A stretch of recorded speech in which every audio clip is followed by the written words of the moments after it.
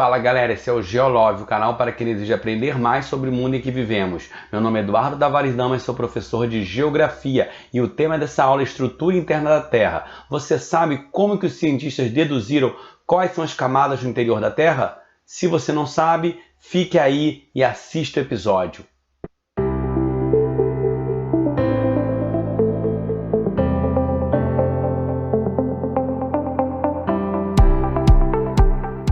Fala galera, vamos a mais uma aula do nosso canal e o tema dessa aula é Estrutura Interna da Terra. Mas antes de começar, não deixe de se inscrever no canal, dê o seu like para que esse vídeo possa chegar a outras pessoas, ative o sininho de notificações para que você possa ficar sabendo das novidades do nosso canal. Então vamos começar. O tema dessa aula, Estrutura Interna da Terra, está relacionado ao assunto de geologia. Então nós vamos ver como que os cientistas descobriram ou deduzem que é a estrutura interna do nosso planeta, já que nós não fomos lá para saber exatamente como que está organizado, como é que eles deduzem a estrutura interna do planeta. Vamos então ver a imagem para a gente ter uma noção melhor como é que é essa estrutura interna. Então, para os cientistas, para os geólogos, a estrutura interna da Terra é formada por núcleo interno, núcleo externo, manto inferior, manto superior e crosta terrestre ou também litosfera. Agora nós vamos ver uma outra forma de ver essa estrutura interna do nosso planeta. Uma forma diferente, um outro perfil, uma outra forma de visualizar essa estrutura interna da Terra. Essa forma de visualizar, ela tem algumas diferenças. Nós estamos vendo dois perfis diferentes da estrutura interna do nosso planeta.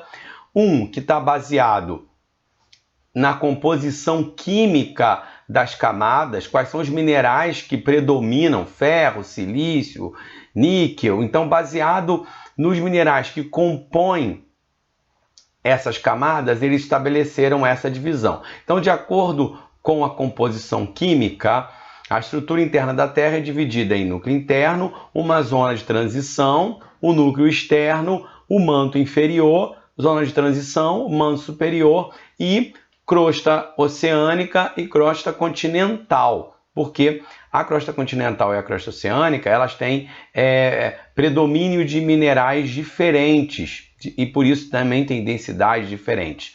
E a outra forma de dividir essa estrutura interna da Terra está baseada no comportamento mecânico dos materiais. O que é isso? Está baseado se eles estão sólidos, líquidos, se eles estão em uma característica meio plástica, em semifusão. Então, um é baseado na composição química e no outro é baseado na forma como que os materiais estão ali, se eles estão sólidos, se eles estão líquidos, se eles estão plásticos. Então, nessa forma de dividir baseado no comportamento mecânico dos materiais, aí já temos uma divisão entre núcleo interno, uma zona de transição, o núcleo externo, a mesosfera, que seria equivalente ao manto, e a astenosfera e depois a litosfera. Nesse caso aí, essa outra forma de entender e de observar a estrutura interna da Terra, a gente tem uma situação que nós vamos ver daqui a pouco, que o núcleo interno ele está sólido, o núcleo externo está líquido, a mesosfera e o manto, né, que é o manto, está líquido, a astenosfera está no estado de semifusão, tá? Não está nem totalmente líquido nem sólido, está plástico, e a litosfera é a parte sólida do nosso planeta. Essa zona de transição que a gente está vendo na imagem da composição química dos materiais, elas são chamadas de descontinuidades. Elas fazem a transição, então, da camada para outra. Então, do núcleo interno para o núcleo externo tem uma descontinuidade e do manto para inferior para o manto superior tem outra descontinuidade. Nós vamos ver como que o homem descobriu, ou ele deduz que tem essas descontinuidades e tem também todas essas diferenças entre as camadas que nós estamos vendo nessas imagens. Então tem uma outra forma de ver essas camadas internas da Terra, de uma outra perspectiva que nós vimos, né? Já vemos essa terceira perspectiva diferente, a gente está vendo essas camadas. E aí, quais são as características do núcleo interno? Então, ele tem uma temperatura extremamente elevada, em torno de 5.000 graus, e em razão da pressão das outras camadas sobre esse núcleo interno, ele estaria de uma forma sólida. A composição dele é basicamente de níquel e de ferro. Então essas são as características do núcleo interno. E como eu falei, uma coisa importante, os cientistas deduzem que esse núcleo está em estado sólido pela pressão que as outras camadas fariam ou fazem, claro, fazem sobre ele. A outra parte do núcleo é o núcleo externo. Esse núcleo externo ele tem uma espessura de 2.200 e poucos quilômetros e ele está em estado líquido, apresenta uma temperatura menor, temperaturas menores do que o núcleo interno, em torno de 3.000 graus Celsius. É desse núcleo externo que vem o magnetismo terrestre. Tem até um filme onde os cientistas, um grupo de pessoas, eles viajam numa máquina, numa nave, vamos dizer assim, um veículo que é capaz de aguentar a pressão e a temperatura do interior da Terra e consegue chegar ao núcleo externo e explodir uma bomba no núcleo externo, uma bomba nuclear, para fazer o núcleo externo conseguir girar novamente, porque devido às ações humanas o núcleo externo parou de girar e aí o magnetismo da Terra parou. Isso é no filme, tá, gente? Mas eu estou colocando como que a importância que tem o núcleo externo para o equilíbrio do nosso planeta. O manto, então, é uma camada intermediária com temperaturas que chegam a 2.000 graus Celsius, uma espessura de 2.870 quilômetros. O manto é composto por ferro, magnésio e silício que estão fundidos, porque está em estado líquido. No manto tem, então, mais próximo à superfície seria a astenosfera, que é uma parte do manto onde ocorrem os movimentos de convecção, e ele não está no estado tão líquido e também não está no estado sólido, está no estado um pouco plástico, e é a camada, como eu falei, que está abaixo da litosfera. Essa camada é que seria a grande causadora dos movimentos das placas tectônicas, tá? E o manto divide, como nós já vimos na imagem anterior, em manto superior e manto inferior. E a última camada é a crosta terrestre. É a camada superficial, é a camada rígida, onde nós estamos, agora nós habitamos. Tem uma espessura entre 30 e 80 quilômetros, que é maior essa espessura nos continentes e mais fina nos oceanos, tá bom? A crosta continental, ela é composta principalmente por silício e alumínio, e a crosta oceânica de silício e magnésio.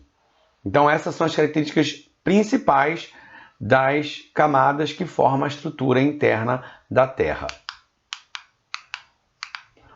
Como que o homem fez para deduzir que existem essas camadas se ele ele perfurou muito pouco da crosta terrestre para conseguir chegar numa profundidade? Ele não tem condições, ele não tem tecnologias que permitem ele ter uma investigação que possa saber exatamente como é o interior da Terra. Então, como que ele fez essas deduções do interior da crosta terrestre? Então, a gente tem dois métodos. Os métodos diretos.